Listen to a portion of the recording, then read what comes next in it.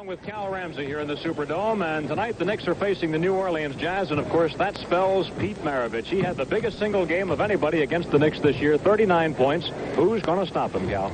I don't know who's going to stop him, but I think Clyde might get the assignment. Maravich playing great basketball, particularly here at home. But Walt Frazier's come along for New York in recent ball games. He's playing very strong defense, and he's scoring well. That should be the matchup to watch tonight. Frazier against Pete Maravich. And E.C. Coleman is back for the Jazz, and he'll go against Bob McAdoo.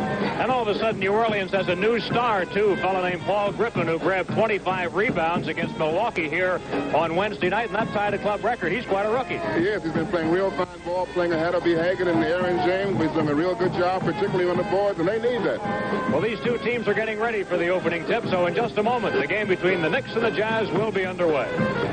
The Knicks with a heartbreaker of a loss in Atlanta last night. That really was a tough one. They forced the game into overtime, but in the final analysis, it was really a fellow named Truck Robinson who won that game for Atlanta at both ends of the floor. He certainly did. He did an outstanding job on offense. He made the big play on defense when he switched over to help out and blocked Bob McAdoo's shot with about 13 seconds to go in the first overtime. Lonnie Shelton was active in the game last night, as was Tom McMillan. They'll both be out there in reserve roles tonight. Meeting of the captains at midcourt is concluding, and we'll have the introduction of players in just a moment. Like most clubs in the NBA, the New Orleans Jazz proving to be a very difficult customer at home. They have won 7 consecutive home games. Their last loss on this floor came on December 19th against Detroit. Now, it is true that the Jazz did not have a home game for almost a month. Ever since the time the Knicks played them here on February, or check that, going back to January 23rd, the Jazz did not play again here until Wednesday of this past week, with the exception of one home game. So they've been on the road, and it's been tough for them, and they have, New Orleans has only a 5-25 record away from home, but here at the Superdome, this club has won 20 and lost only 8. And that puts their record a half game better than the Knicks record at Madison Square Garden, which is 20-9. Well, like most clubs around the league, they are playing very well at home. And the key, of course, is the play of Pistol Pete Maravich. He's been just outstanding here in New Orleans. He's played fantastic ball down here. And especially so against the Knicks. He leads the NBA with an average of 29.8, but against the Knicks he has scored 39, 38, and 28 points. An over-the-shoulder look at Elgin Baylor, who took over the New Orleans Jazz at midseason. Baylor's record is 11-21 since taking over this club. And Bill Burtka serves as his assistant coach. And joins Mr. George Berger. George Berger is going to render the national anthem for us right now.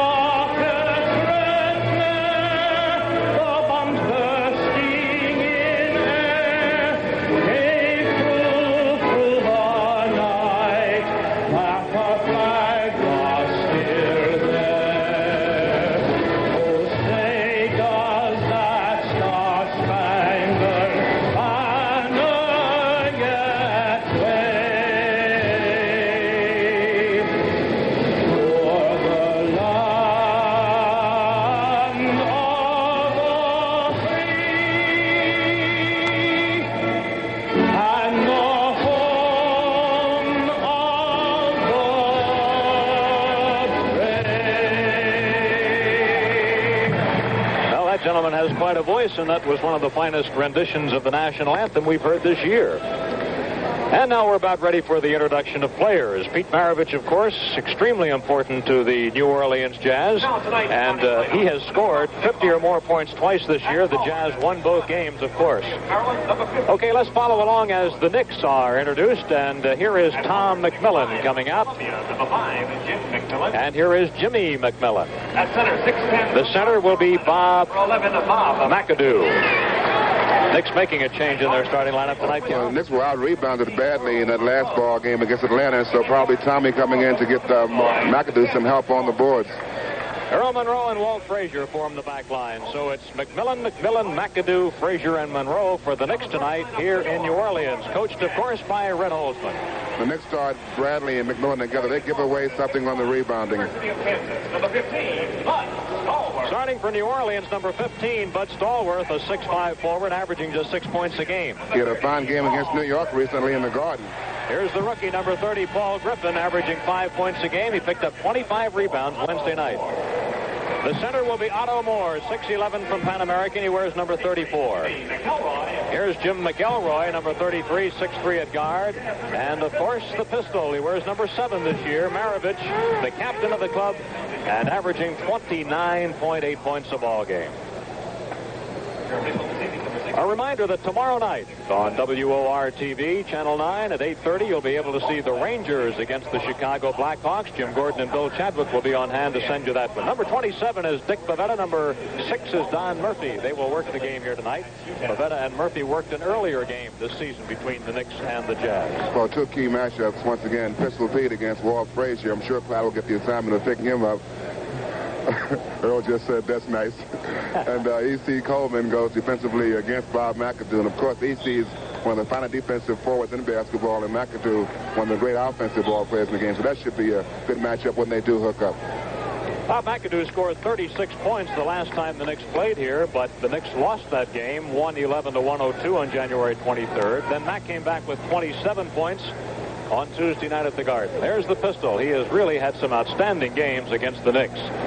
One time last year, the pistol pumped in 45 in a double overtime game last year. Otto Moore and Bob McAdoo to jump it up. Don Murphy to put the ball in the air, and we are underway as Frazier wins the tip. So the Knicks play it, and Frazier goes in underneath Maravich, pass it back between the legs of McAdoo, and picked up by McElroy and up to Maravich. Pistol down to McElroy, drives the baseline. A reach around is hung short. Tom McMillan gets the rebound. And Cal, you said he was in there to give the Knicks some extra power on the board. Yes, Tommy's a very good offensive rebounder. Here's Tommy Mack with the ball, giving it back to Monroe. Pearl starts down the middle, feeds to the baseline. A Tom McMillan jump shot is good, and the Knicks break on top 2-0. You know that Tommy's a real good shooter. Once he gets himself set out there, he got a good pass from Monroe that time and a real good shooting position. James McElroy in and out of the starting lineup for New Orleans this year, but back in since the injury to Freddie Boyd, and he's going to have surgery on a right knee in just a couple of days. That shot would not fall for Moore. And here come the Knicks. Frazier on the dribble against McElroy, a fine defensive guard. McAdoo pitches back to Monroe and gets it back to Big Bob. Here's his shot over Otto Moore, and he is hit. Well, Knicks did a lot of switching on defense in that game against Atlanta, and I'm sure it's that again this evening because they set a lot of picks out there for Pete Maravich.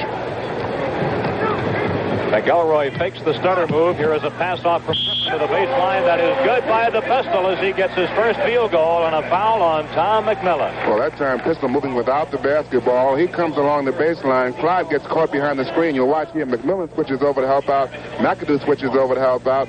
And the foul is called. I didn't see who hit him, but they called the foul. And the free throw was good.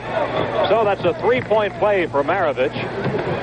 And the Knicks lead is cut to 1 at 4-3. Frazier tied up at the baseline. No shooting room on Pistol Pete. Bails it back to Monroe. Catches Tom McMillan on the move. He goes to McAdoo. Bob at the baseline feeds into the middle. That was a bad pass. Intercepted by New Orleans. Griffin on a pass to Maravich. Monroe picks him up. The Pistol fires. A little bit long over the top. That's going to be Stallworth on the foul. Stallworth coming over the top on the offensive boards.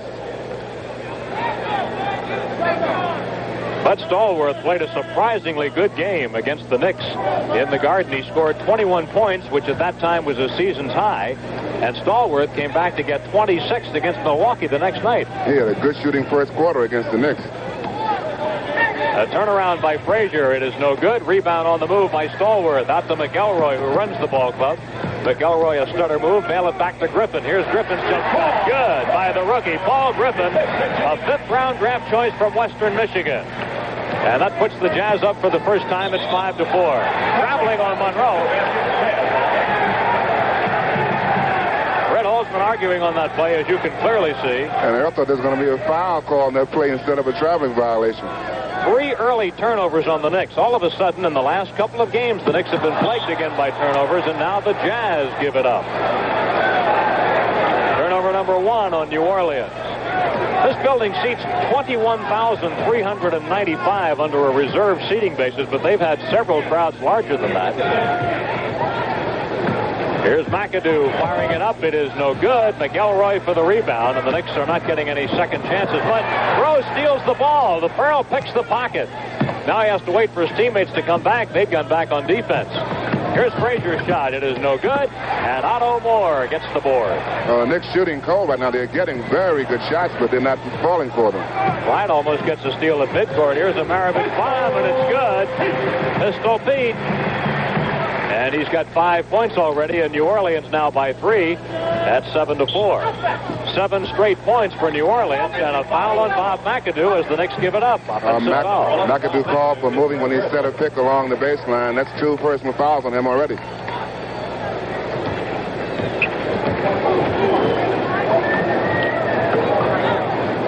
McElroy studies a drive and moves on it. His reach around is good. And 9 straight points have been scored by New Orleans. It's a 9-4 New Orleans lead, and Red Holzman will take a timeout. With 8:41 left in the first quarter, the score now, the Jazz 9 and the Knicks 4.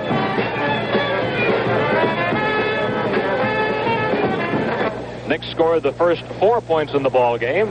The Jazz comes roaring back with 9, so it's 9-4. The Knicks have had good shots on offense, but they haven't fallen for them, and they're not getting any offensive rebounds after they missed those shots.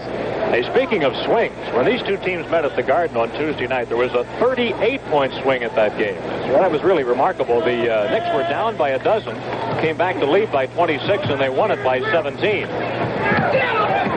Moving into the baseline is Frazier. He's got a switch, and he's on Griffin. Pistol picks him up as he moves to the middle. Back off to Tom McMillan for the jumper. With 2 seconds on the timer, they beat the clock. Tommy just beat the buzzer on that shot. Second basket for Tom McMillan, who got a start tonight. The Jazz leads it 9-6. And Tommy's matched up against the rookie. Griffin has done a good job rebounding. That's a charge on Pistol Pete. First foul on Maravich, and we'll charge the Jazz with a turnover on that play. So the Knicks with 4 turnovers and the Jazz with 3. Now the Knicks after tonight come back and play 3 consecutive home games. The Pacers have lost 2 straight as they come in. And on Tuesday night it'll be San Antonio, and Tommy Mack comes back to hit another long one. Tommy's looking to make a pass in that play, but McMillan was picked up by a defender, so Tommy went up with the shot. He was wide open and he connected. That's 9-8, favor the Jazz by 1. A week from Saturday, the Knicks will be at the Garden to play the Philadelphia 76ers, runaway leaders in the Atlantic Division right now. But Stallworth's shot would not fall, and the Knicks have the rebound. Monroe advancing along the right sideline against McElroy, reaching for the ball. Here's Tom McMillan, who's hit 2 straight. Monroe moving to the middle, gets in the lane, goes with his 2-handed scoop, no good. Rebound, Stallworth, knocked away, stolen by Monroe. Earl gets his second steal. He was lucky on that one. Here's McAdoo's shot, no good. And the rebound got away from Moore, but the Jazz has it anyway. 7:15 remaining in the quarter. Boy, McElroy really took it right to the hoop. He made some move that time. He faked to his left and came back to his right and made a great move going inside for the layup. You watch him now coming back to his right and going in for the layup. Good play by Jim McElroy. Right now we've got 9 of 11 points out of the Jazz backcourt. A double pump by Monroe, and he hits the Pearl with his first basket of the game. Earl averaging 19.7 per ball game. Jazz by 1, 11-10. So they've been getting the scoring from the guards, as you would expect with this team. Here's Stallworth moving in for a jump shot. It is short of the mark. Frazier for the rebound. Jimmy McMillan had gotten out quickly. Let's see if Clyde goes to him. Here's a Frazier jump shot. It is off the back iron, no good. Maravich rebound. The Pistol, who is about set to negotiate a new contract with New Orleans, hits and scores. 7 points for Pistol. He's in pretty good negotiating position, too, leading the league in scoring right now. Well, that's right, and of course the injury to Gail Goodrich, which has disabled him for the year, and at Gail's age, they don't know whether he's going to be able to come back or not. Tommy Mack short. Bob McAdoo around and no good. Tom McMillan misses a follow, and Stallworth rebound. Knicks with 3 shots that almost fell, and in the final analysis, none did. New Orleans leads at 13-10. We're in the opening quarter. After the game, the Knicks have a charter flight back to New York. Here's a Maravich shot in the lane. It's good. Well, the Knicks having a tough time defending against Pistol Pete right now. Clyde is guarding him, but he's going to have to get help from the big men when he makes his move down the lane.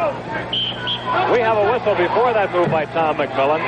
A foul before the shot on Stallworth. That's his second personal foul. By the way, speaking of travel, we were talking last night about the Knicks having to rush to catch a plane. Well, just in case you gave that any further thought, needless to say, they missed that airplane. And they didn't get into the hotel in New Orleans till about 3 this morning after taking a later flight. McAdoo to the hoop, and he hangs it short. Otto Moore rebounds it out to Maravich.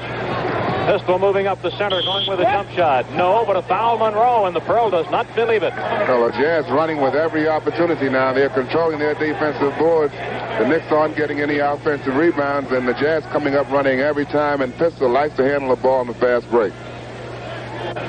Maravich, an 83% free throw shooter, going to the line for the second time. He is 1 for 1. That's the first foul on Monroe. Red Holzman is screaming at Don Murphy. He says that Maravich jumped right into the defending ball player, Earl Monroe. But the call didn't go that way. A 17-10 New Orleans lead, a foul on James McElroy. This is the largest lead for New Orleans right now. First foul on McElroy. The Jazz with 3 team fouls. The Knicks have 2 team fouls. Here's Frazier moving on Maravich and can't get any room. Goes to Monroe. The Pearl knocked away by Griffin. Griffin helping out. He was actually guarding a forward, but he knocked that ball away. Here's Griffin, the rookie, moves in, dishes off McElroy. Oh, the crowd wanted that shot because the Jazz was playing good basketball. They moved the ball very well in that sequence. Red Holzman is readying Butch Beard to come into the game. Here's a New Orleans foul coming in, and that's Walt Frazier at his best. He actually forced that foul. And Pistol was pretty upset with that call because he said that Walt Frazier moved into him. Clyde made a good move to fake to get him up in the air, and then he got the contact, threw the ball up. He'll shoot 2. Well, Butch was coming in for Frazier, so he'll have to wait. As Clyde goes to the foul line, Clyde hitting at 73%. Last night at the line, Clyde was 1 for 6. He played a great game, but he really had trouble on the charity stripe. And that's rather unusual. Here is one of the finest defensive forwards in basketball. Number 12, E.C. Coleman. After a 2-game layoff, Coleman was out with a bruised right knee, but he's back tonight. 2 for 2 is Frazier. And the Knicks cut their deficit to 5. It is 17-10. Pistol up on Clyde. Cross to Coleman. Here's a jump shot by Stallworth. In and out. Rebound McAdoo. Knicks with a chance to cut further into this deficit. At the outset of the game, the Knicks scored the first 4 points, then fell behind 9-4. Frazier's shot is no good. Stallworth clears it out. You know, Clyde shot very well last night, but he's having a very difficult time here in this first quarter with his shooting. Frazier was 12 out of 17 last night. Stallworth moves. Great position, but it doesn't count. A charging foul will go. Stallworth gets called on the foul. He's got 3 fouls already. Now Butch Beard has a chance to come in. Frazier to the bench. And Butch will go defensively now against Pete Maravich. You notice the Jazz are using E.C. Coleman defensively against Tom McMillan, keeping Otto Moore on Big Bob McAdoo. Just over 4 minutes remaining in the opening quarter from the Superdome in New Orleans. Down the McAdoo low post. He takes the baseline on Moore. It's good, and a foul on Otto Moore. A possible 3-point play coming up. That's a strong move by Bob McAdoo, going baseline that time. He had almost no room at all. Let's watch it again. As McAdoo gets the ball, he posts down low now, comes baseline, using his quickness here, coming underneath, and gets the layup, and he'll shoot one, and he completes that for a 3-point play.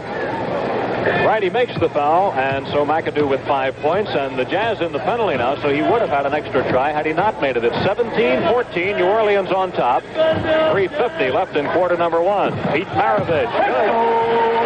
Maravich in his 7th year from LSU. Boy, he is an offensive machine. 13 points in the quarter already. 13 of 19 for New Orleans. McAdoo. 7 for Big Bob. Jazz on top by just 2, 19-17. That last play by Maravich, Tom McMillan came over to help Butch Beard out, and they were both all over him, and he still got that shot in. A drive by Williams, pitch it off. Here's a jumper at the baseline. Good by Otto Moore. He doesn't score very much. Otto averaging just 6.2 a ball game, and he was picked up by the Jazz as a free agent. McAdoo, a jump shot from the right lane is good. And McAdoo now has 9 points to lead the Knicks. You might see McAdoo switching off a lot on defense because Otto is not a real offensive threat, but if you give him a short jump shot, he'll make it. But McAdoo can gamble against him and help his teammates out. E.C. Coleman to the middle, and Maravich, he's double-teamed and can't shoot. Gets it back to E.C. He's not really a scorer. E.C. is basically a defensive forward, so the pistol lets it fly, and he hits. No shot is too long for Maravich.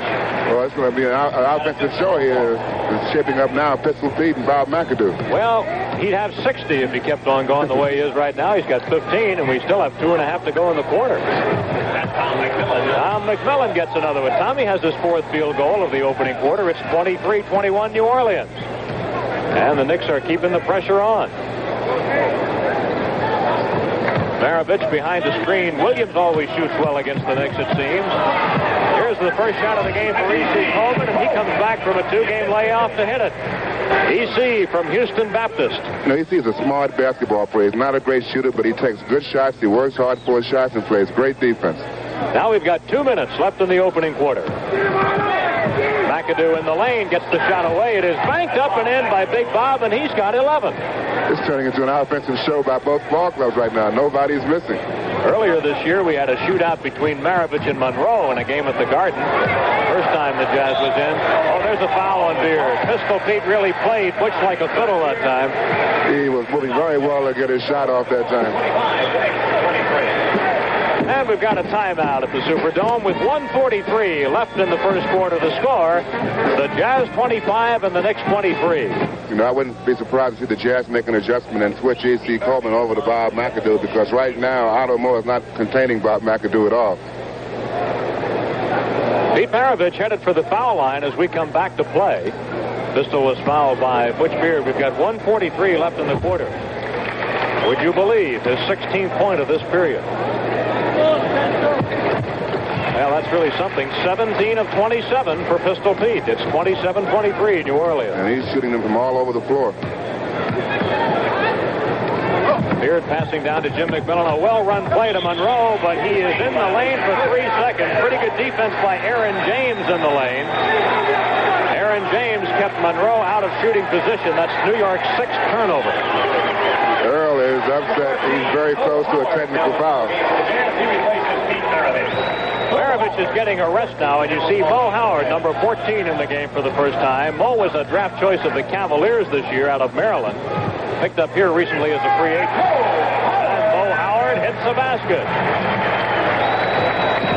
29-23 New Orleans. Monroe at the baseline. Off the back iron, no good. E.C. Coleman for a board. 1:06 left in quarter number 1. They're spelling Maravich here at the quarter mark so he can get a little extra rest. McElroy's drive was short, blocked by the Knicks, and boy, McElroy thought there was a foul, but none is called. And so did Pete Maravich and Elgin Baylor. They were off the bench yelling at the official. So nobody's happy here tonight, except that New Orleans leads it by 6 points. Less than a minute remaining in the quarter. McElroy studies a move, pitches off to Howard. His second shot of the game is overshot. Tom McMillan gains possession for the Knicks. Here's Butch Beard. Butch on a drive down to the baseline. Looks back to Tommy Mack. He's open. No good. E.C. Coleman has a rebound. There have been very few offensive rebounds in the opening quarter by the Knicks. That's basically because both the big men, McMillan and McAdoo, are outside shooting jump shots, and there's nobody inside for that offensive rebound. Jazz working the ball. Mo Howard around the center, Otto Moore. McElroy gets it back to Otto. He had a jump shot earlier tonight. The crowd wants him to shoot. Here's one by Nate Williams, an air ball, and a foul on Monroe. He fouled Mo Howard trying to get a layup. Second foul on the Pearl.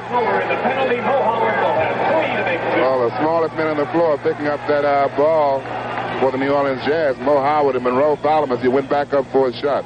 Here's Howard, 6 for 8 at the foul line this year. Howard was waived by Cleveland on the 10th of December and picked up last week by New Orleans. Here's the Jazz widest edge of the game, an 8-point margin, 31-23. 10 seconds left in the quarter. It is good, and a foul on McElroy, and nothing like the old three-point play. Now Bill Jackson gets up off the bench to check in for the Knicks tonight. And no doubt you'll see New York go into a press now. Only 7 seconds to go in this first quarter. The Knicks will probably go to that full court press after if Earl makes this free throw. He'll have 2 for 1. Jackson replaced Tom McMillan. Earl, a good free throw shooter, and that's it. Now let's see. There's Jackson pressuring the inbound by Coleman. He gets it into Nate Williams. Nate comes up front to Howard. Howard drives off, and a block by McAdoo. Another block! Fine defense by Bob McAdoo. Well, he made 2 super plays that time. And that's the end of the first quarter with the score. New Orleans 36, and check that, New Orleans 31, the Knicks 26. Well, 2 super plays on defense by Bob McAdoo. The first play is going to be a block here. Otto Moore gets set to go up, and McAdoo really makes a fine play. No foul. Ball is picked up by Nate Williams. He goes up, and McAdoo with 2 personal fouls in the first quarter makes another fine defensive play. 2 fine plays back-to-back by Bob McAdoo. Maravich is back in the game now, and Tiki Burton and Bill Bradley are playing for the Knicks, as is Lonnie Shelton. Lonnie blocked that one nicely. Another try, and Williams scores. Nate Williams. Well, the Jazz effective on their offensive board. They've been able to get that second shot, but New York so far has not been able to do that. Tiki Burton made a couple of long shots at Atlanta last night. Butch Beard passing cross court to Lonnie Shelton. Lonnie looking a little confused on offense these days. Lonnie is playing mostly as a defensive ball player. 2 seconds on the timer. McAdoo's shot hit the rim. Rebounded by Williams. It's a 3-on-2 break. Coleman scores.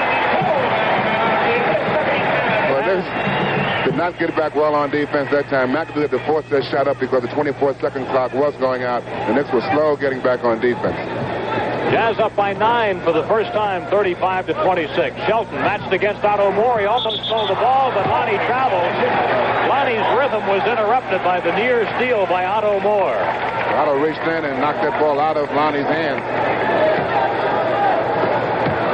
7th turnover for the Knicks, 5 for New Orleans.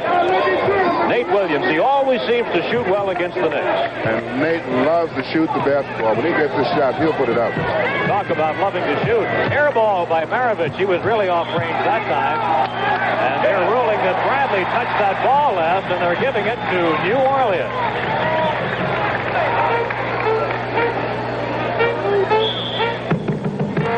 Nate Williams calling the play at the baseline for the Jazz. It's odd, but the Jazz and the Knicks are both battling the Boston Celtics for what appears to be the final playoff spot in the East. The Celtics have a game at Seattle tonight. Butch Beard, no good, no foul. Rebound, Otto Moore. And Rick, that's the same thing that Pete Maravich did. He got the call. Why couldn't Butch get it? Because Pete Maravich is a star, Cal. Here's Maravich twisting by Lonnie Shelton, and the shot's no good. Rebound, Beard. Here comes Butch. Beat it off to Lonnie Shelton, and he lays it. Nice move by Lonnie. Well, it's cooled off a little bit now, Maravich. He's missed 3 shots in a row after he's really shooting well in that first quarter. It's 35-28. The pistol had that one pop out. A head fake and a foul. Lonnie Shelton draws his first personal of the night. The Knicks just not able to get that defensive rebound. The shot was missed by Maravich, and he came right in between McAdoo and Lonnie Shelton to get the offensive rebound. Then he drew the foul. Walt Frazier is coming back to work for the Knicks. He'll replace Butch Beard. And Maravich to the foul line. That was his 18th point. Nobody in this ball game has missed a free throw yet. Both sides perfect at the foul line. Now it's 37-28 New Orleans. Bradley on a floor pass to McAdoo. Goes down to the baseline, shoots over top E.C. Coleman, but it's no good. And Maravich takes the rebound away from Lonnie Shelton. Up to Coleman. Score it. And the Jazz jump up by 11, 39-28. Brett Holzman calls a timeout. With 9:35 left in the second quarter, the score, New Orleans 39, the Knicks 28. The Knicks with a backcourt now of Burton and Frazier, Bob McAdoo at center, Bradley and Shelton at forward. Here's Mo Howard guarding Tiki Burton. Tiki works inside, and the ball is slapped away, goes out over the sidelines, and Tiki has lost it.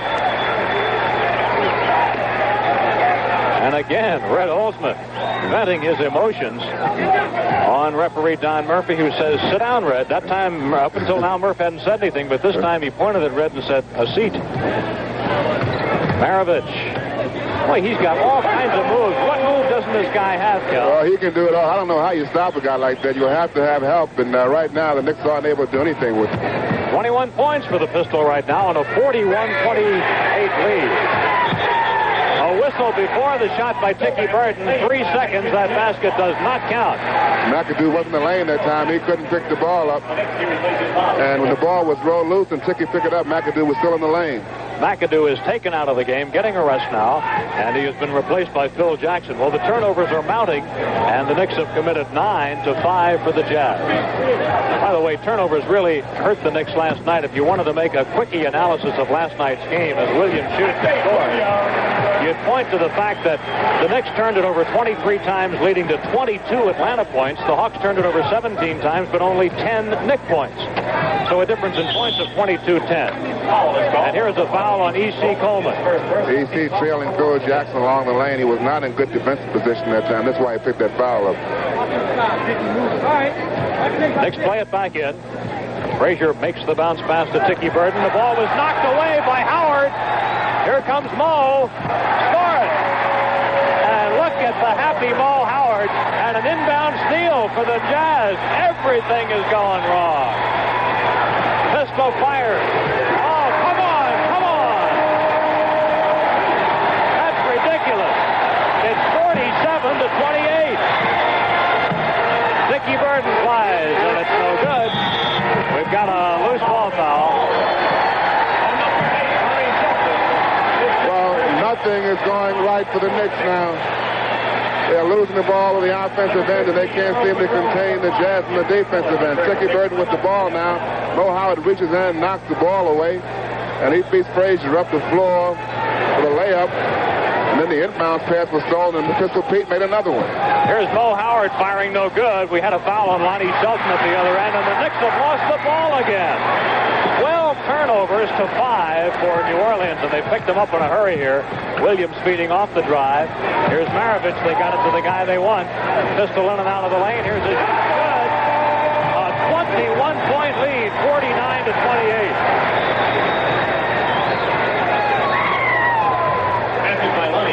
Lonnie Shelton gets a basket, and that's only the second basket for the Knicks in the quarter as you watch Dean Meminger get ready to come into the game. Oh, Knicks having two big problems right now. One is turnovers on the offense, and the second is not able to contain the Jazz at all when they're on defense. Well, that basket counted, and Walt Frazier draws the foul. Lonnie Shelton has scored all points for the Knicks in the quarter as you watch Dean Meminger come to work. By the way, Dean did something very unusual in last night's game. He picked up 3 assists in 2 minutes. Now, that's pretty good. Well, Dean's role really is to play defense and try to get the ball to the shooters. He's not a particularly good outside shooter, but he's a smart ball player, good defensive ball player, and he looks for the open man. Otto Moore is not a good free throw shooter, 67%. Rebound, Phil Jackson, nearly stolen by Howard. 51-30.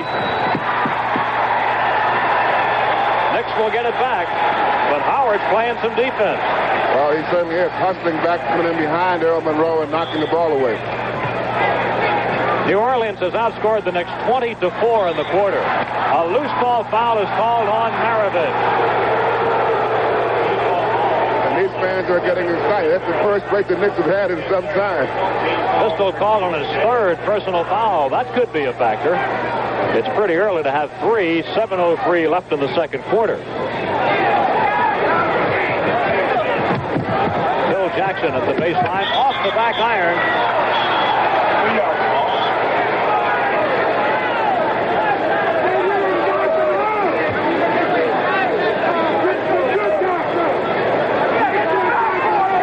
Will play it from the sideline. The ball will be triggered by Monroe. Into McAdoo. Pearl gets it back to Jackson. A jumper by Phil. No good. Rebound. Williams fire it out to Maravich. He threw it too long, and Monroe gets back and intercepts it. First turnover of the quarter against the Jazz. The Knicks have turned it over 6 times in the period, and New Orleans picks it right off again. The Knicks just not moving that ball well on the offensive end. The Jazz playing real good defense, but of course the Knicks are not sharp on offense at all.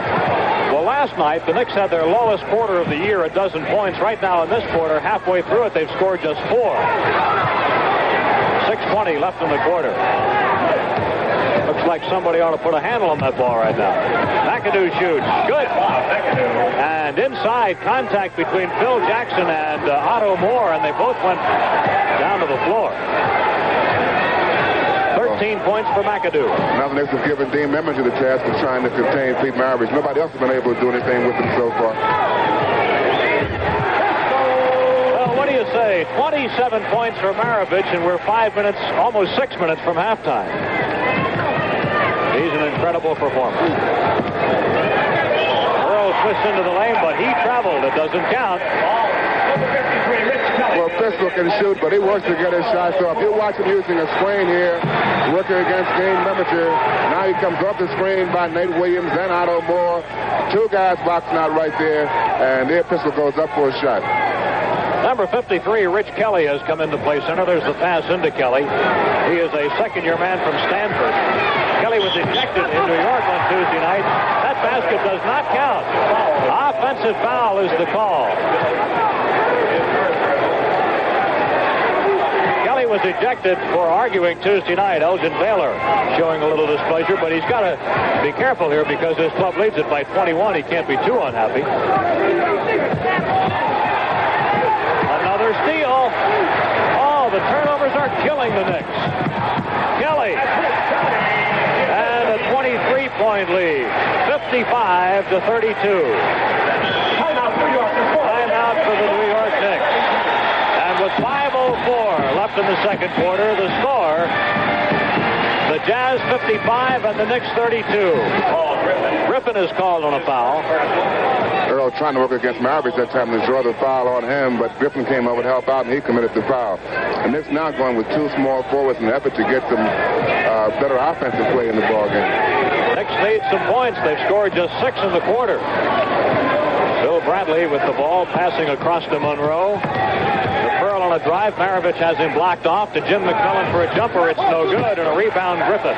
Here's a halftime NBA score. Golden State 52 and Buffalo 50. The Warriors have lost 3 in a row, and the Braves have won 4 straight. Joe Mullaney doing a fine job in Buffalo. Maravich with a incredible, absolutely incredible 29 points. Well, he is doing it all now, showing his hook shot on Dean Memminger. 57-32. Bill Bradley fires one up that will not go in.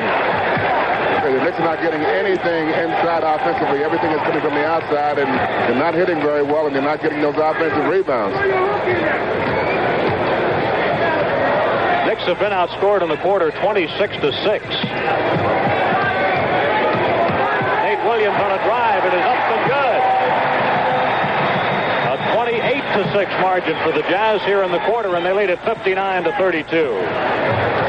No good. Rebound Coleman. No second tries for the Knicks right now. We've got 3.5 minutes left in this quarter, and it's been a nightmare. Last night it was the third quarter that was so bad. Bo Howard puts one in. Nobody is missing at that end of the floor. 61-32. They have almost doubled the Knicks' output. This is an incredible offensive show of the New Orleans Jazz. They can do no wrong. You saw Butch Beard getting ready to come in. And an offensive foul. And I tell you, this is really unusual to see just everything go wrong. Here's Butch Beard coming in. Well, E.C. Coleman doing a good job defensively against Bob McAdoo. McAdoo was trying to get free for a shot, and he pushed E.C. away. This is not the largest deficit the Knicks have faced this year. Back on January 11th in the third quarter at Portland, they were down by 34. But it's approaching that as Maravich guns one up, and it's 63-32. A steal. And it's taken by Memminger. That time the Jazz just rushed it up a little bit too much. Beard at the baseline, goes on the end line. He turned it over. Right now, Pete Maravich has 1 less point than the Knicks as a team. Now, that's something. And Red Holzman has got to be a frustrated human being, and I don't blame him. What does a coach do at a time like this? About the only thing you can do is shuffle your players. Here's a jump ball. And hope to come up with a combination that can play more effectively. Right now, the Knicks cannot do anything right on either end of the floor. Meminger against Howard. A battle of the little giants.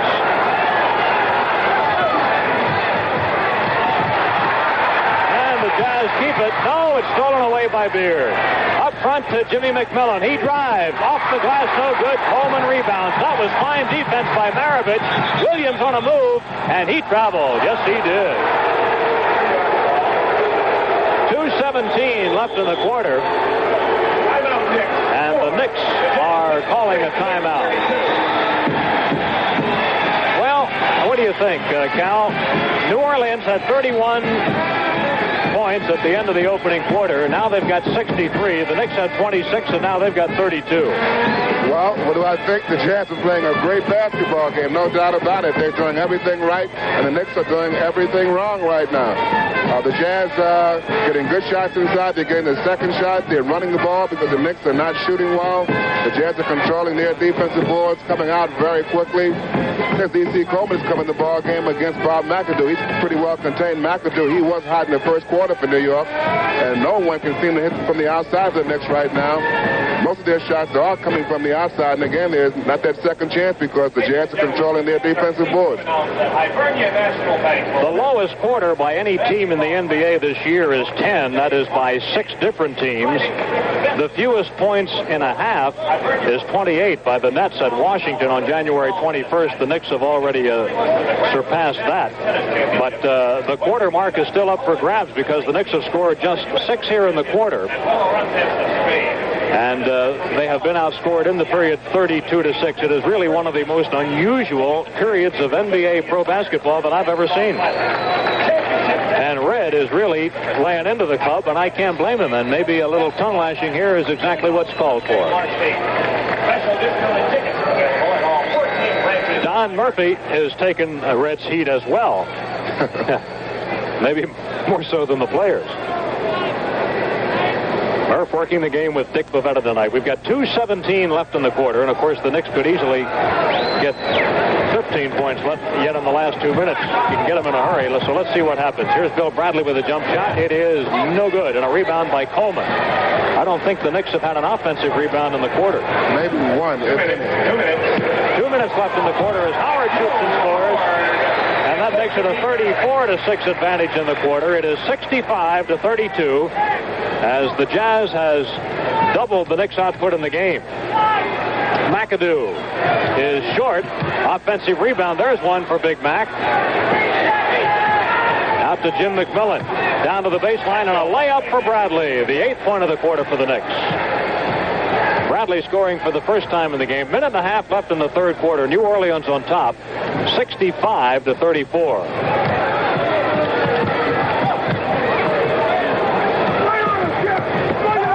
The rookie Paul Griffin looking for help. 5 seconds on the timer. He'll do it himself. It is no good, and Bradley has the rebound. Here comes Tiki Burden. Tiki goes inside, puts it up good, and we've got a foul. Here are some other NBA scores at the half. Detroit 49-42 over the Nets. At the end of a quarter, Denver leads Kansas City 36-31. At the end of a quarter, Chicago over Atlanta 26-16. Bill Jackson in for the Knicks. Tiki Burden hits the first free throw. Tiki hitting at 56% in his only free throw, I should say, and Jackson gets that ball. McAdoo. Well, the full court press worked for New York that time. They made the steal, and McAdoo had the jump at the top of the key. Knicks now with 11 points in the quarter. Make it 12 points in the quarter. Tiki Burden comes back and scores again. And the Knicks putting a little dent in that margin right now. It is 65-41. 36 seconds remaining in the second quarter, but no matter how it finishes, it's been a disastrous one for the Knicks. Maravich was on the baseline. That drive fell apart. That's one of the few things that Pistol has done wrong this evening, going baseline and stepped on the out-of-bounds line. Maravich has scored 31 points in the game thus far. His career high, by the way, is 51. And if he would keep playing like this in the second half, of course, he would have a shot at that. Dickie Burden left up a high riser, no good. Phil Jackson offensive rebound. McAdoo, and we've got a whistle from Dick Pavetta. It's a good call. Nate Williams pushing McAdoo away as McAdoo trying to control the ball.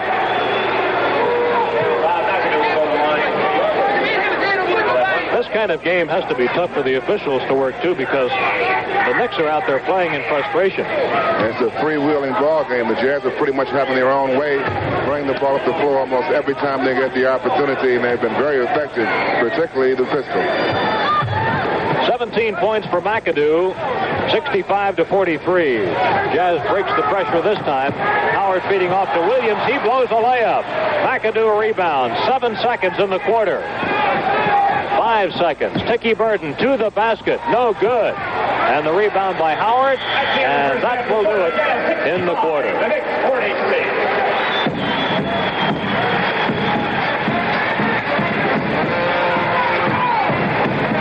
Knicks have had a real tough first half. Not too many things went well, but one particular play did go well for New York.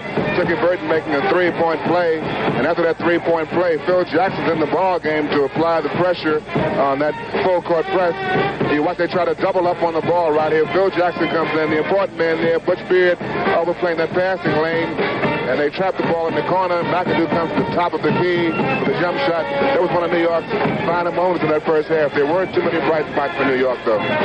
And that's the end of the first half with the score, the Jazz 65 and the Knicks 43. And I don't know what that scoreboard looks like to you, but what it says is Jazz 65 and the Knicks 43. And the Jazz shot 57% in the first half, and the Knicks shot 39%. And Gallo was a blessing for the Knicks that at least they made a run at the Jazz toward the end of that quarter, or it could have been total disaster. A tremendous first half by the Jazz, and again, Pete Maravich in particular, he had an outstanding offensive game. The Jazz did a tremendous job on defense, but towards the end, the Knicks started to come back a little bit. They're going to have to really play tough ball to get back into this ball game. They're going to have to do a job defensively to put a lot of pressure on the ball, and toward the end of the first half, they started doing just that. The Knicks went into a full-court press. Phil Jackson putting pressure on the ball. Dickie Burden coming up. Now, you're watching the right of your screen as Butch Beard cuts off the passing lane, and that enables Phil Jackson to get that ball away from Mo Howard, which leads to a basket here by Bob McAdoo at the top of the key. As he's wide open, Bob scored 17 points in the first half in New York. But that kind of defensive pressure is what the Knicks are going to need throughout this ball game. And they keep that pressure on right here. Maravich with the basketball up the floor, and Phil coming around, harassing him. Butch Beard helping out. He dribbles into a crowd. Jimmy Mack knocks the ball away. Eventually, he picks the basketball up. But that's the kind of pressure that the Knicks will need to get back into this ball game. They're trailing by 22 points as Dickie Burden goes in for a layup here. There's Pistol Pete. What a first half he had. He shot 12 of 18. He also shot 7 for 7 in fouls, and he had 5 assists, which is the best figure for any player on either team as well. So in addition to scoring 31 points, you might say that he was accountable for 41 he had the Jazz points. A tremendous first half. He played a real fine all-around basketball game. The Knicks were not able to contain him at all. He pretty much did what he wanted to do out there, shooting that long jump shot. The Knicks did try to help out on defense, but he's so quick he was able to get his shots off. And again, a fine, outstanding offensive performance by Pistol Pete Maravich. Bob McAdoo shooting 7 of 14 for the Knicks. He leads them in scoring with 17 points. And then we drop down to 8 for Tom McMillan. Tom shooting 4 out of 7. The rebounding leader for the Knicks is Bob McAdoo with 5, 2 on the offensive board, 3 on the defensive board. Team-wise, the Knicks were beaten on the boards rather decisively, 29-20 in the first half.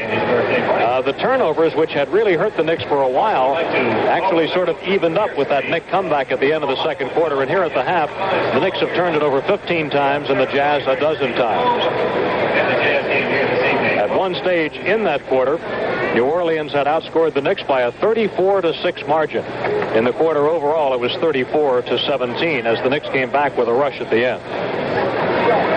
Elgin Baylor, one of the all-time great forwards in the NBA. In fact, maybe the all-time greatest forward, coaching the New Orleans Jazz now. And the Knicks going back with the same team that finished up the second quarter. Jim McMillan, Butch Beard, Chucky Burton, Phil Jackson, and Bob McAdoo.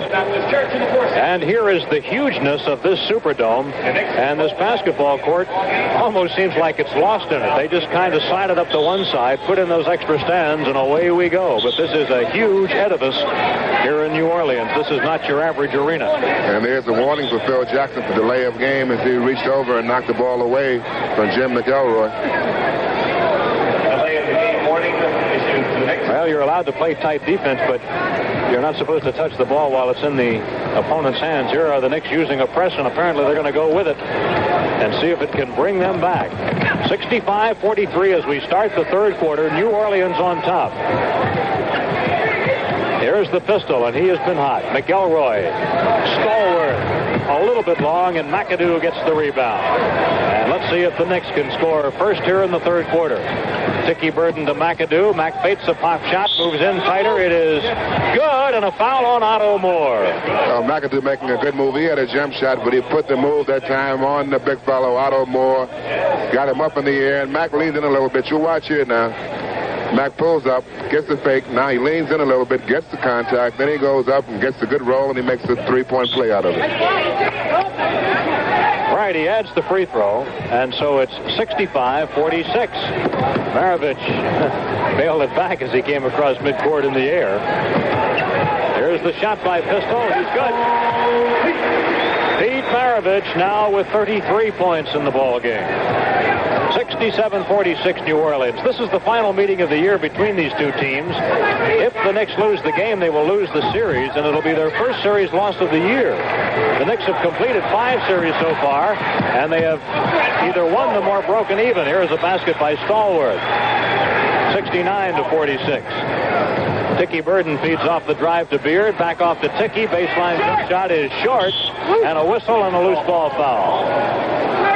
That's going to be on Griffin as he ran into Jim McMillan going up with the rebound. The Knicks have won their season series from Golden State and Los Angeles by 3-1 margins, and they finished 2-2 against Cleveland, Houston, and the Nets. McAdoo's shot is good. Second basket of the quarter by Bob. He's got 22 points. 69-48 New Orleans. Maravich almost tripped. Feeds to Griffin. Maravich said something to Tiki Burton. Tiki is picked off here, and the pistol hits. I don't know how you stop him. He is too much. Cal, I don't know about you, but I'm running out of things to say about Maravich. McAdoo. McAdoo's not doing a bad job in New York. He's shooting that ball very well, too. He has outscored the Pistol in the quarter, 7-4. Butch Beard on a foul. I tell you why Butch is upset. He got nothing but ball, but he knocked the ball into Maravich's head. It was a good defensive play by Butch. He came over the top and hit the ball. The ball bounced off of Pistol's head, and they called a foul on Butch. That's the old head foul, Cal. Brent Holzman really frustrated. The Pistol with a 37-point output. He is really something. He set his career high as Beard puts one up short. Maravich set his career high earlier this year. It's a 51-point mark. McElroy blocked off the board, and here come the Knicks. A 3-on-2 New York break. Punched away by Griffith. Oh, Nixon running a good fast break that time. Butch Beard tried to drop that ball up to Jim McMillan, who was running right beside him, and he had a better chance, I think, trying to get that ball to Tiki Burton. Jim McMillan inbounds to Tiki Burton. Tiki almost out of room at the sideline. Here's a jumper by Tiki, just a little bit long, and a rebound by Griffin. He throws it away. Beard to the middle. McAdoo. Good. And McAdoo has scored 26 points, 9 in the quarter. He's been very hot here in this third quarter. The only man really shooting well for the Knicks. 73-52. New Orleans on top. Goes on a drive and gets himself a basket. McElroy makes it 75-52 New Orleans. The Knicks once trail in this game by 33, their second biggest deficit of the year. McAdoo misses. Jackson picks up the loose ball to save it for the Knicks. Jim McMillan goes on a drive on Stallworth, stops and shoots and scores. Jim McMillan with his first score of the night. Well, the story of this ball game is Pistol Pete Maravich. He is really doing it all. The Knicks trying to really give Butch Beard some help now defensively against Pistol, but nothing seems to work. 39 points for Maravich, and that matches his high against the Knicks. That matches the high for any single player in the NBA against New York this year. Beard misses, offensive rebound Jackson. Back to Butch. McAdoo and a whistle, 3 seconds on the Knicks.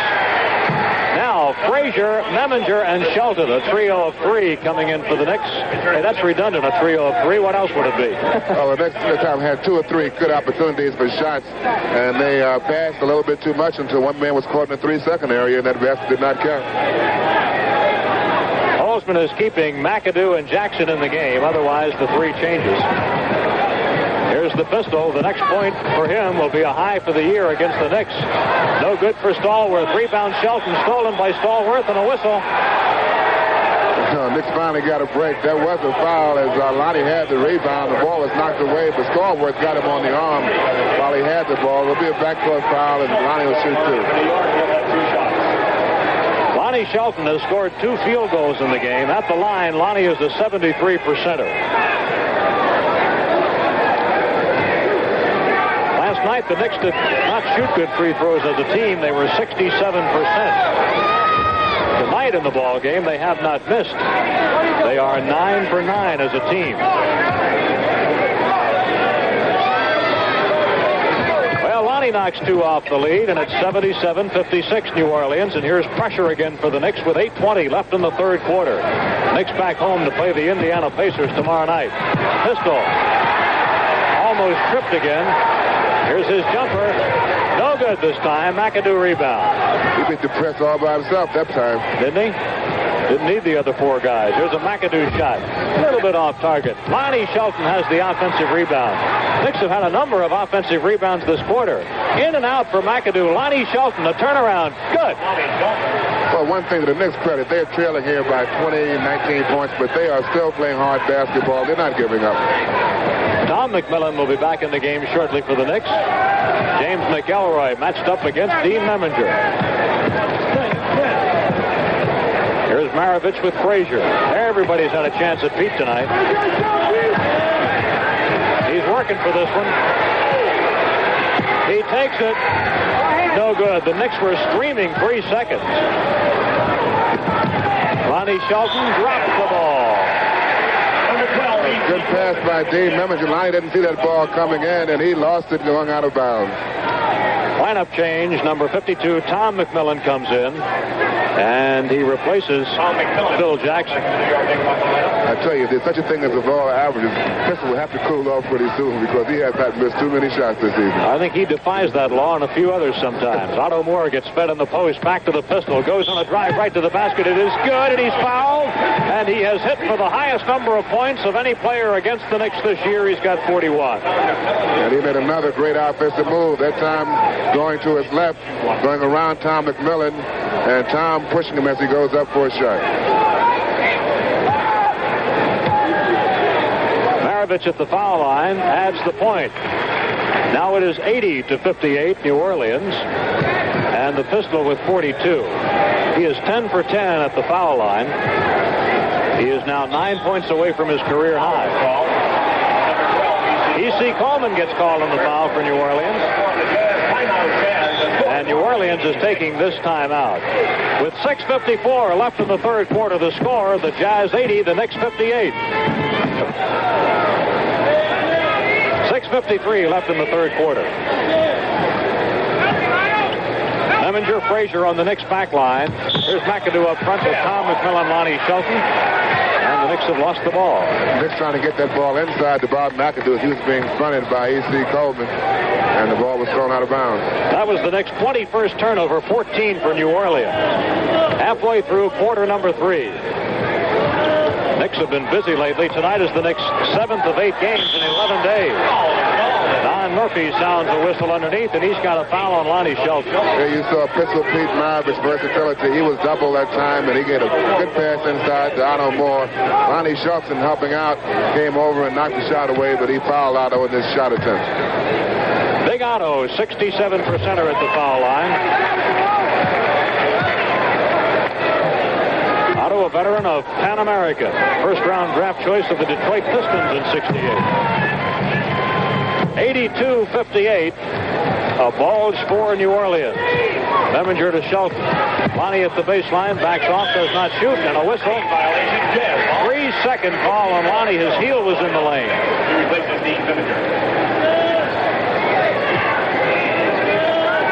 Lonnie indecisive that time. He had the ball inside. Good defense by the Jazz, and he was in the lane.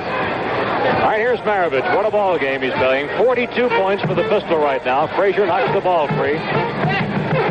Clyde trying to dog Pistol feed. Off it comes to McElroy. A jump shot for him. No good. McAdoo rebounding. Now we've reached the halfway point of the quarter, and it's 82-58 New Orleans. The Pearl throws up an off-balance shot. No good. Shelton fighting for the rebound. It comes to Stallworth. And he decides not to force the fast break and to go ahead and wait. Maravich still working for shots, and he gets the shot. Oh, what an incredible shot. A foul will be called on McAdoo, and he almost got the field goal. He can do no wrong tonight. Earl was on him. He put a good move on Monroe to get him off balance. McAdoo came over to help out. You'll watch on the replay now. As he puts the fake on Earl, Earl goes past. McAdoo comes to help out. He gets them both up in the air, and he gets... He can do no wrong tonight. Earl was on him. He put a good move on Monroe to get him off balance. McAdoo came over to help out. You'll watch on the replay now. As he puts the fake on Earl, Earl goes past. McAdoo comes to help out. He gets them both up in the air, and he gets the contact there as he goes up for a shot. Pistol has missed his first free throw. He is now 11 of 12 at the line. And you'd have to say, unless he sits down for a large stretch of this ball game, if he keeps playing, he's going to set a new career high tonight, because he's within 8 points of it right now. 10 seconds on the timer. Lonnie Shelton shoots, no good. Rebound, E.C. Coleman. It's 83-58 New Orleans with 5.5 left in the third quarter. Pistol fires, he's short. He's running out of energy, I think. He might be a little tired now. Wouldn't be surprised. Frazier lets one loose. Good by Clyde. Frazier with 4 points. That's his first field goal of the ball game. It is 83-60 the Jazz. The Knicks have knocked 10 points off what was the highest New Orleans lead. Here's Pistol from the baseline. This one is no good. He's missed about 3 straight shots now. Here's Frazier. No good. Rebound, Otto Moore. 4:45 remaining in the quarter. The Knicks will be facing a stretch of 3 straight games at home, which they will enjoy. Maravich misses again. And a loose ball foul on Maravich. The Pistol draws his 4th personal foul. Well, the big story here is the Pistol. Apparently, he's kind of cooled off now. He's missed several shots from the outside. But he's had a fantastic offensive night so far. New Orleans in the penalty with 4:37 left in the quarter. And Nate Williams, number 22, has come in for the Jazz. And Phil Jackson is going to come in for the Knicks, but he's coming in for Shelton, so he will wait. Or is he? He's going to wait until the first free throw is attempted at any rate. And now he's coming into the game for Tom McMillan. 4:37 left in the third quarter. Been a tough night for the Knicks. And no doubt you'll see New York going to a full-court press with Phil Jackson in the ball game. They were pretty successful in the first half with this.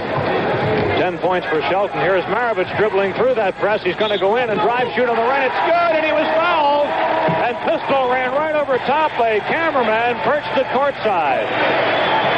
Boy, he looks like he wants that new career high tonight. Well, it's awfully tough to press a man with his dribbling ability. You'll watch him here beating Lonnie Shelton. Monroe coming over, and he just goes right around Earl here.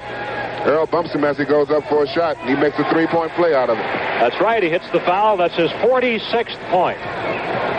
4.5 left in the quarter. 86-62, New Orleans on top. We're in the third quarter at the Superdome in New Orleans. Frazier double teamed. As the Jazz put a pressure on, Lonnie Shelton in the lane, gets it back out. McAdoo drives and scores. Big Bob with a big scoring night. He's got 28. He's been New York's offense this evening. He's been the only one that's been effective on offense. But the Knicks trail it by 22, and they trailed it by 22 when the quarter started, so they haven't made any progress within the period with 4 minutes to go. Nate Williams drives, no good. Shelton tips it into the air and takes it down. Up front he comes to Frazier, a breakaway, and Clyde scores. That knocks it back to 20, 86-66. E.C. Coleman swings it around to Williams. He takes a pop shot. In and out, no good.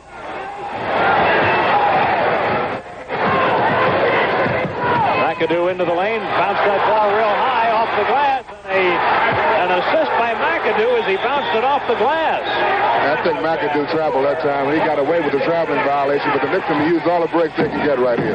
Timeout New Orleans with 3:25 left in the third quarter. The score, Jazz 86, Knicks 68. Time back in with 3:20 left in the third quarter. McElroy feeds it to Otto Moore, gets it back. Here's a McElroy jump shot that's across, no good. Phil Jackson with a rebound. Earl Monroe moves it forward for the Knicks. He's playing with Butch Beard on the back line. Monroe's shot is short, and McAdoo lets it slip by, and New Orleans will have possession. You might see Earl try to get more aggressive offensively to see if he can get that fifth personal foul on Pete Maravich. Pete Maravich set his career high of 51 points on December 14th. That was the night that Elgin Baylor took over as coach of this ball club, and the Jazz beat Kansas City. Maravich misses. Rebound McAdoo. Pitching it behind. He was trapped, and Jackson, fortunate thing he was there. Lonnie Shelton fires. Lonnie Shelton. Good for Lonnie. He has a dozen points. Knicks could be in pretty good shape now. Elgin will have to rest Pete Maravich because he's been carrying their offense, and they're down 16 now, but they're playing tough defense at this point. Time left in the ball game, 2:27 third quarter, and Nate Williams hits a field goal. 11,033 fans watching the game at the Superdome tonight. Monroe, no good. Rebound the Pistol. But they're going to have to score a little better than that. Take advantage of these opportunities on the missed shots. Maravich still working for shots. Here goes the Pistol. Double team. Score it. Maravich now with 48 points. Can you imagine when you talk about all the things we've said about this guy tonight? There was a player in the NBA who averaged 50 points a ball game. And that was the big fella, Wilt Chamberlain. I mean, he didn't do it once in a while. He went through a year averaging 50 points a ball game. That's a record that I don't think will ever be broken. I doubt it. A minute and a half left in the third quarter. Lonnie pokes the ball away from E.C. Coleman. Number 14. Mo Howard coming back for New Orleans. Number 14. Number 24, Bill Bradley inserted into the Knick lineup, replacing Bob McAdoo. Pistol Pete Maravich getting a rest right now, and listen to the hand he gets from this New Orleans crowd. Sits down with 48 points. New Orleans turns it over. And Butch Beard lays it up on a pass from Monroe. I tell you, Pistol has to be in great position to renegotiate his contract now after a game like this. You watch Maravich here making a move against Butch Beard. Comes between his legs. Then he gets a little screen there. Comes around. McAdoo comes to help. Earl comes to help, but to no avail. Now we've had a foul call on Phil Jackson, and it almost developed into a fight. Jackson and Otto Moore. And you know, when Phil sometimes commits fouls, he gets rather definite about it. Red is upset. He claims that Otto Moore pushed Phil Jackson first.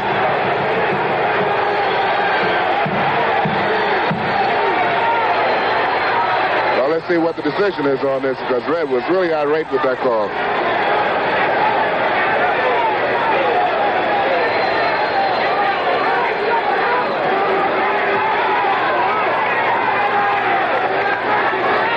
The two officials are conferring, the two coaches, everybody's there. Now Elgin. Number 18, Phil Jackson, is first personal. The penalty, Otto Moore will see what it was, a punching foul.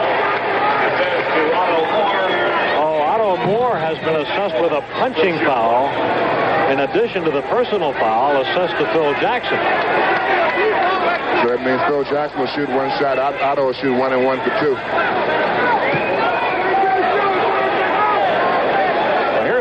get his chance first.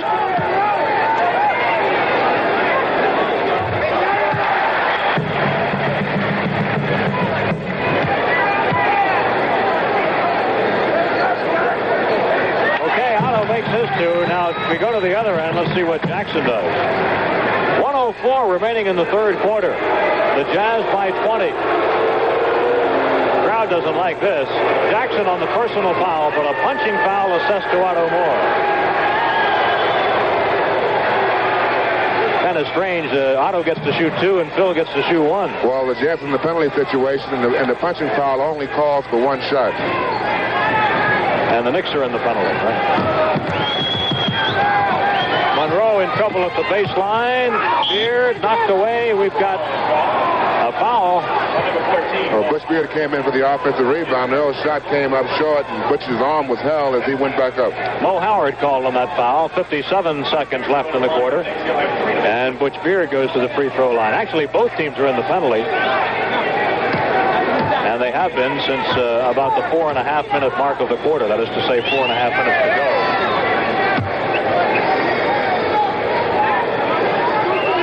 Knicks have not missed a free throw tonight. They are 13 for 13 at the foul line.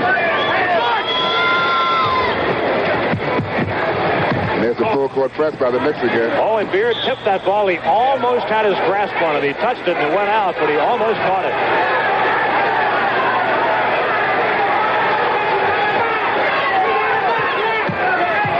Nate Williams, shovel pass to McElroy. Jackson stays with McElroy. And a backcourt foul on Phil. Well, the Knicks desperate now defensively. They're putting pressure all over in the backcourt. And Phil called for the foul against McElroy. He'll shoot 3 for 2. Here's a technical foul on Red Holston. Red has been called on a technical. Murphy had just had enough of Red Holston. I don't think it's anything particular. Red said right here, it's just that Red's been up for about the last 5 minutes. McElroy will shoot the technical. Both teams have been hot from the free throw line. New Orleans 14 out of 16 tonight. Well, Red was complaining on that last time the Knicks were pressuring the ball in the backcourt. The pass came inbounds, was deflected. The 24-second clock was never reset. And that's a valid reason. The Knicks are trying to pressure that ball in the backcourt.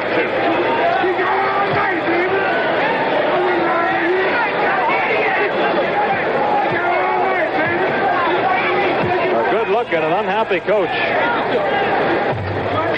Well, the Jazz are cooperating a little bit by missing some free throws here. McElroy's missed 2 straight. And he'll get 1 more because he went from the backcourt when that foul was committed. First he shot the technical, then he had 3 to make 2. So it's 94-75. New Orleans on top. 48 seconds remaining in the third quarter. Lonnie Shelton floating it down to Jackson. And Monroe is fouled as he moves into the lane. Mo Howard called on the foul. Second foul on Howard. Both clubs are in the penalty. So free throws coming for Earl Monroe. A low-scoring game for the Pearl. Just 7 points tonight. 1 for 1 at the foul line.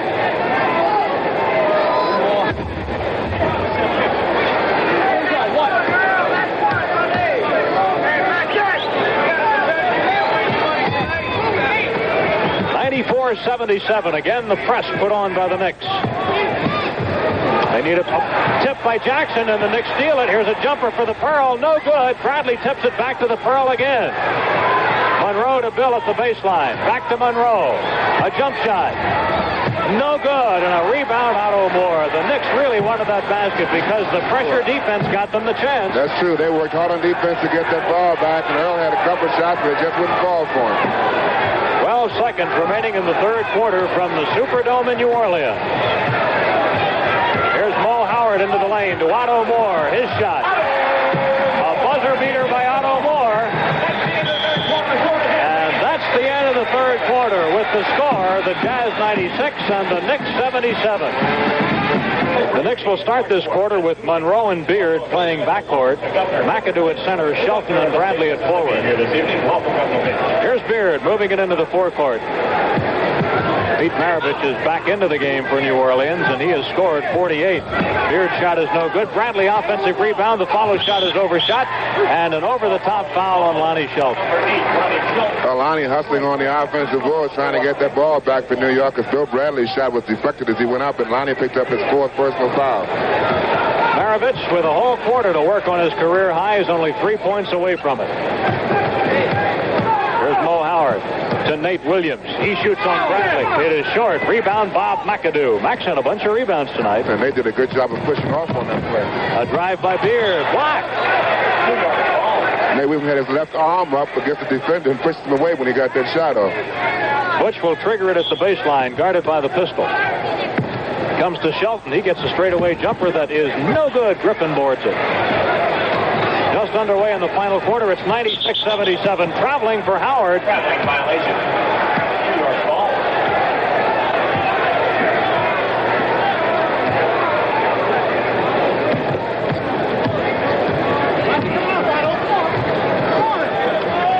Lonnie Shelton. Line driver is short. Beard uses it as an assist and puts it up and in. And Beard did a pretty good job of getting Pistol Pete out of the way on that play when he got the offensive rebound. 96-79. 11 minutes left in the ball game, and here's a whistle. Bill Bradley called on a foul. Tom McMillan checking in for the Knicks. And he replaces Lonnie Shelton. Here's a matchup, a good matchup to watch. Bradley and Nate Williams. Maravich rims one. So he's stuck at 48. The Pearl. The fans here thought he took an extra step, but that's just his shoulder fake. Earl got up there in a hurry when he got that pass from McAdoo. Earl has moves within moves. You got to watch for them. It's 96-81. Knicks have cut the margin in half. The Jazz once led it by 33. Well, there's Maravich hitting his 50th point. One away from a career high. His career high coming into the year was 50, but he had that 51-point game in December. Loose ball foul. Bob McAdoo called. Both New York's big men are in foul trouble now. McAdoo has 4 personal fouls, and Lonnie Shelton has 4, as well as Pistol Pete Maravich. Here's Maravich walking it across the timeline, guarded by Beard. To Nate Williams, high post, to Otto Moore. He looked like he wanted to shoot. Otto doesn't very often shoot from that distance. Here's Griffin. Down to the baseline they go. A shot by Williams is in and out. McAdoo boards it for New York. 10 minutes remaining in the ball game as Beard moves it up and waits for help. Over the shoulder by Butch, and we've got a foul. Butch doing a good job of moving without the ball that time. He got a good pass from Bradley going down the lane. Butch will shoot too. Otto Moore called on the foul. By the way, our next telecast will not be for quite a while. We will not be on again until Wednesday, March 16th from Phoenix at 9:30. That's a long time off. It is. Knicks will be playing at home between now and then, with the exception of a Sunday afternoon game at Philadelphia, which we are not permitted to cover.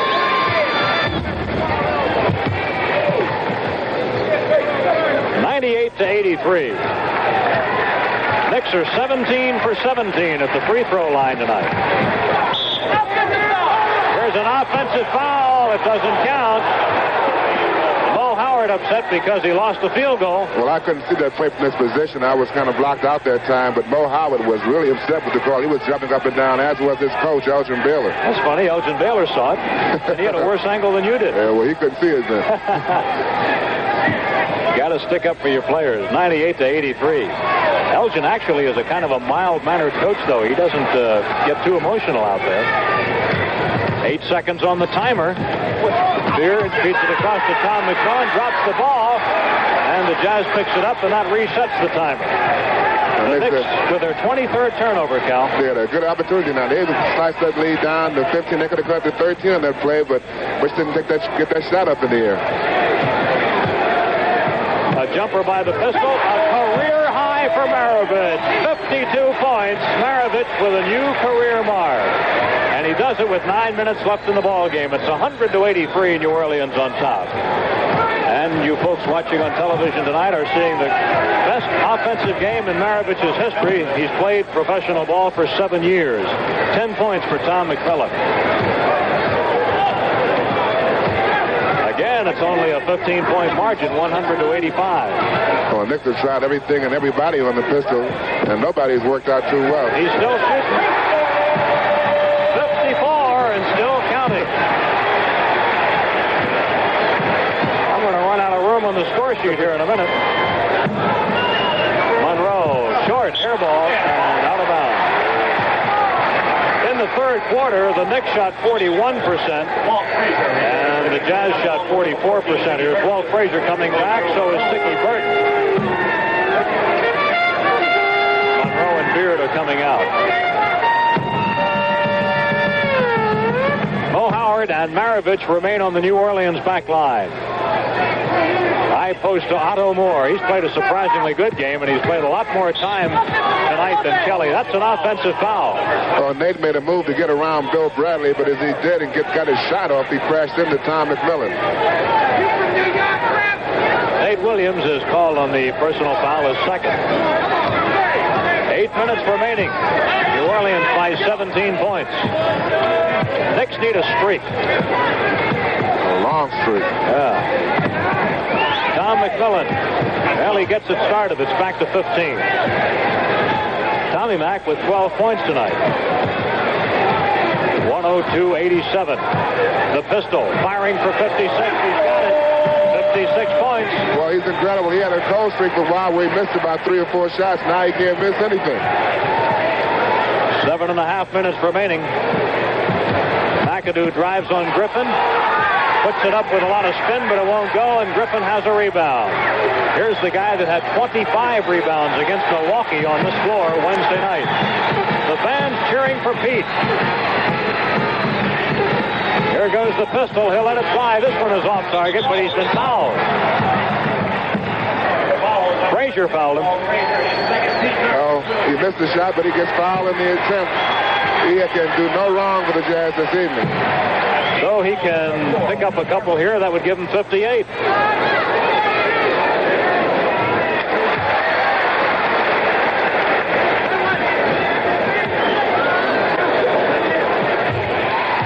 He makes them both, so the pistol with 58 and the Jazz on top 106-87.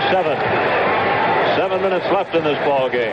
Knicks back home against the Pacers tomorrow night. Here's traveling. The Jazz are taking a timeout, and this crowd will roar. With 6:59 left in the fourth quarter to score, New Orleans 106 and the Knicks 87. And obviously he could be deserving of some rest right now, but I believe he wants to stay in. Oh, yeah, he's playing like he wants to stay in. 58 he's got. Here they go, and he gets a layup to hit 60. Watching basketball history for Pete Maravich tonight, 60 big ones. And this is the highest single game for any player in the NBA this year. Tom McMillan short, and the rebound taken down by Otto Moore. Now, Pistol is great with the basketball, but he's also very good without the ball. You watch him get the ball up here, bump Dean off on that pick there. McMillan did not switch, and that's the result. Pistol's in for a layup. Here's another jump shot by Maravich. No good. Rebound, Otto Moore. Get it back to Mo Howard. He hits. Previous high game by any NBA player this year was 51. It happened twice, both by Maravich and also by Phil Smith of Golden State.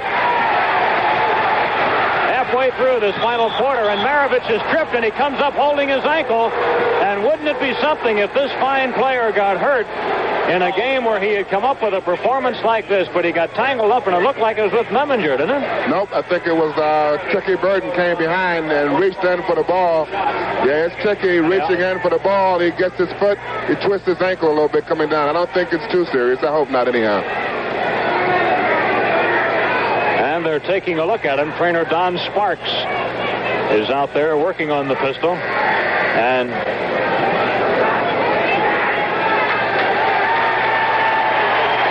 watch again, Tricky steps on his foot here, reaching in, trying to get the ball right there. And he turned his ankle a little bit, but he's not hurt. Not bad. Might have suffered a floor burn sliding like that, too. Here he is at the free throw line. And he just keeps scoring them. That's 61 points. He misses this one here. He's had a good night at the foul line, too. He's 14 of 16 from the free throw line. Here's Tom McMillan spinning all the way around on Griffin. Dean Meminger hits the board, and it goes up and in from Tom McMillan. Meminger put it on the underside of the rim on his attempt. 111-89, New Orleans. Jags up by 22. You'd think that they might want to rest Pistol now, but he just keeps on going. Here he fires away, and no good this time. Nate Williams trying for an offensive rebound and runs out of room. I think Elgin Baylor's career high was something around 71 points. He might want Pete to break his record.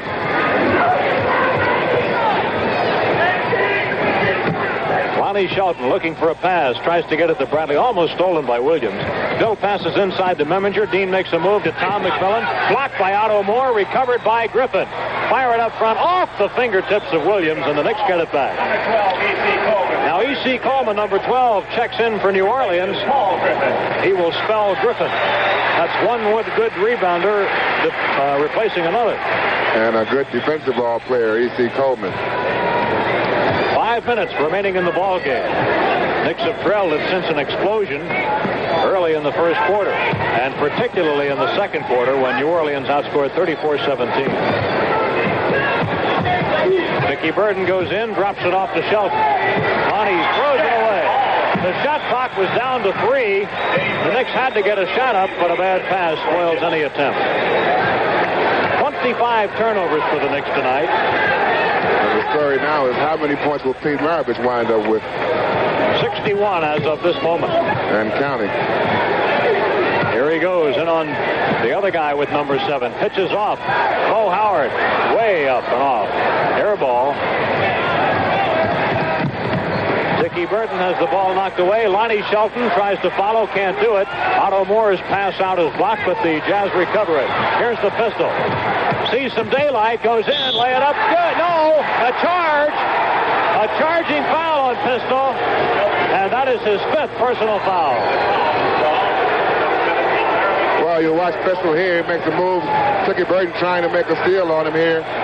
Tom McMillan moving over in position. Tough call. Could have gone either way, but it went against Maravich.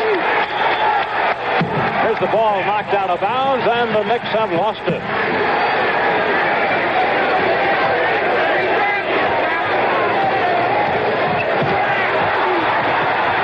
Pistol with a long one. No good. He can afford to come up and take every shot now.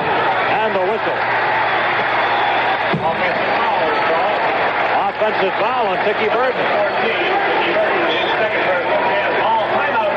And the Knickerbockers are taking a timeout with 3:53 left in the fourth quarter to score. The Jazz 111 and the Knicks 89. 3:50 left in the ball game. Rich Kelly is in for New Orleans. The ball knocked away. Well, Dean working hard on defense that time. He was fronting Pistol Pete, and that ball came in and went off of Dean's hands, they called. They're looking for him. Aaron James inside. Look at that move! Maravich backed into Meminger. What a basket. He's got 63. He put the right spin on that ball. He sure did. Dickie Burton fires up and hits it. Dickie with a long one. Dickie has contributed 7 points. It is 113-91. New Orleans on top. The crowd rooting for Pete every time he comes up the floor. Knicks trying to double team him now. Dean has the task of trying to contain him, and that's a hard job today. Here he uses a pick and scores again. And look at his teammates rooting for him. Look at Coleman. Coleman leaped into the air when he scored. 65 for the Pistol. Dickie Burton doing his Pistol Pete imitation. 115-93. The Jazz are going to Pistol every time down the floor now. They're trying to get picks for him now. They're no longer asking him to bring the ball up the floor.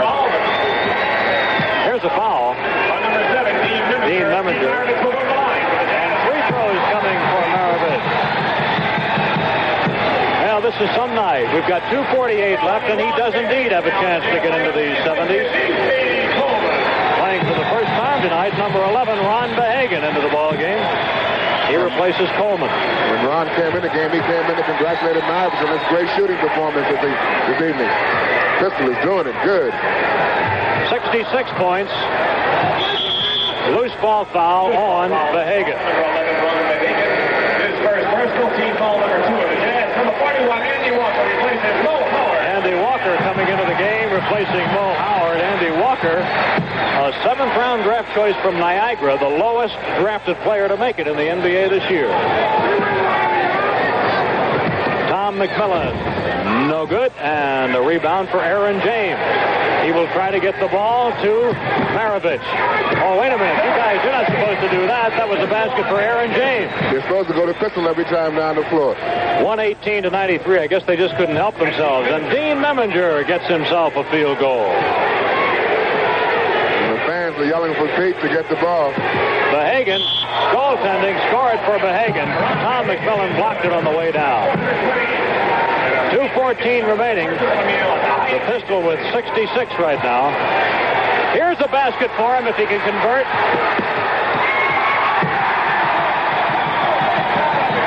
68 for Maravich. And a steal. Look at him fight for this ball. The Pistol's doing it all. A great ball game. Traveling. And the crowd is going wild here at the Superdome. I wonder what kind of contract he's going to ask for after this ball game. Well, he ought to call his agent in right away. Lonnie Shelton with a dramatic stuff shot. 122-97. Jazz on top. 1:45 to go, and it's just a question of how many the Pistol will score. Here he is with the basketball. He takes the shot. No good. He's forcing a little bit. There's no question about that, but he's making most of them anyway. And he has to be tired right now. Sure. Tiki Burden. Out to Pistol. Goes on a drive. He's out of the ball game. They called him with an offensive foul, and that will foul him out of the ball game with 1:18 to go. Listen to the hand he gets with 68 points.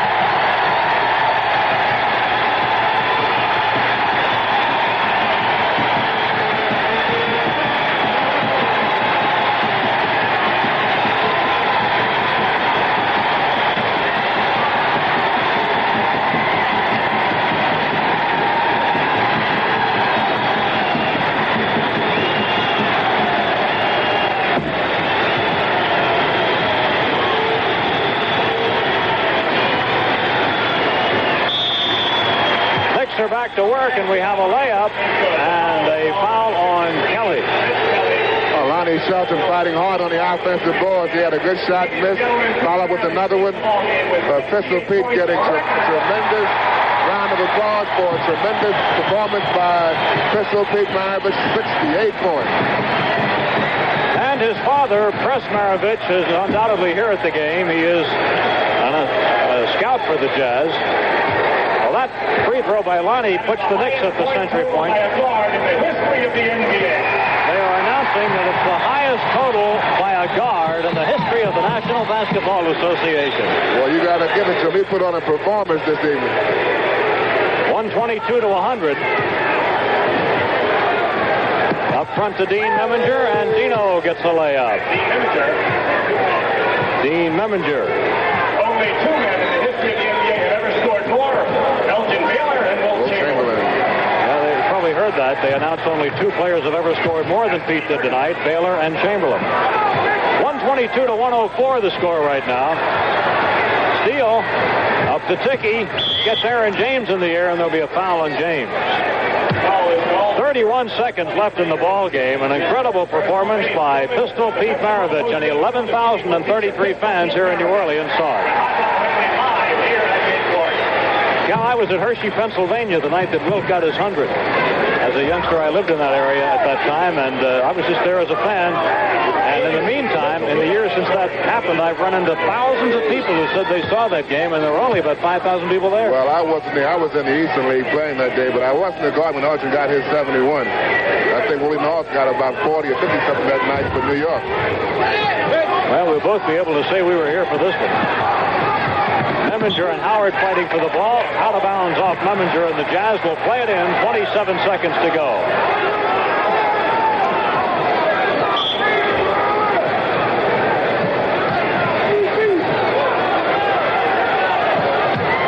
on Behagan, muscling around Tom McMillan, and an offensive foul Behagan. The old Oscar Robertson move, using his left arm to hook around the defensive ball player, coming baseline for the layup.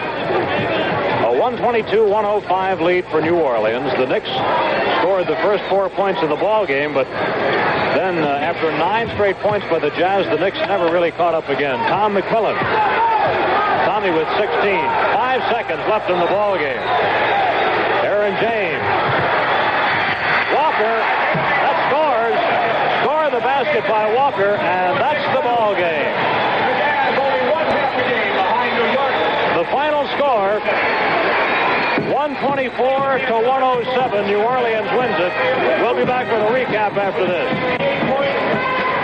Breaking down the incredible game by Pete Maravich tonight. 27 field goals, 14 free throws for 68 points. The highest score ever produced by a guard in the NBA, and there have been some fantastic guards who have played basketball in this league. But on this night, in this game, it was pistol all the way.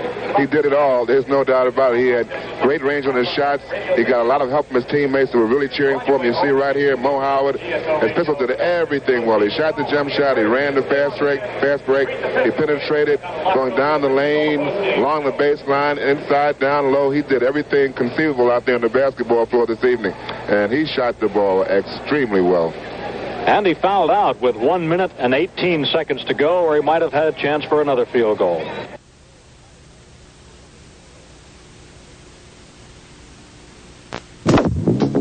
They called him Pistol Pete. College basketball had never seen a scoring machine like Pete Maravich. Playing for his father, Press, at Louisiana State University from 1968 through 70, the Pistol completed his amazing career as college basketball's most prolific scorer. With his floppy socks and dazzling ball handling, Pete Maravich put pizzazz into the game of basketball. Whether it was from behind the back or through the legs, double pump or one-handed, the result was the same. Pistol Pete Maravich, college basketball's greatest showman. 1970 saw Maravich become college basketball's all-time scoring leader. To do this, he had to beat every defense. There have been many defenses that have been thrown up against me. This has caused me to have some kind of movement, changes, try to free myself so I can do some scoring. The prototype of the new breed of All-American, Pete Maravich. One of the most widely celebrated collegiate hoopsters in history, Pete Maravich moved from LSU to the Atlanta Hawks in 1970. He was always a scintillating ball handler, and an appealing touch of cockiness also helped make Maravich an accomplished showman. Pistol Pete could fire dead-eye jumpers from deep in the backcourt, or else he'd blast to the hoop and shoot a hole in the most forbidding defense. But Pete loved to run, and he was at his best squeezing the trigger of a fast break. When Maravich was dealt to New Orleans in 1974, his string music was the syncopation in the Jazz offense. Then in 1977, Pete's crowd-pleasing heroics peaked with a 68-point extravaganza against the Knicks on his way to becoming the league's leading scorer. Yet throughout his glorious 10-year career, Maravich always yearned to play on a winning ball club, and he would gladly have traded all his bullseyes for one championship ring. Even so, Pistol Pete Maravich was a quick-draw artist whose hot shots burned defenders and made the net dance.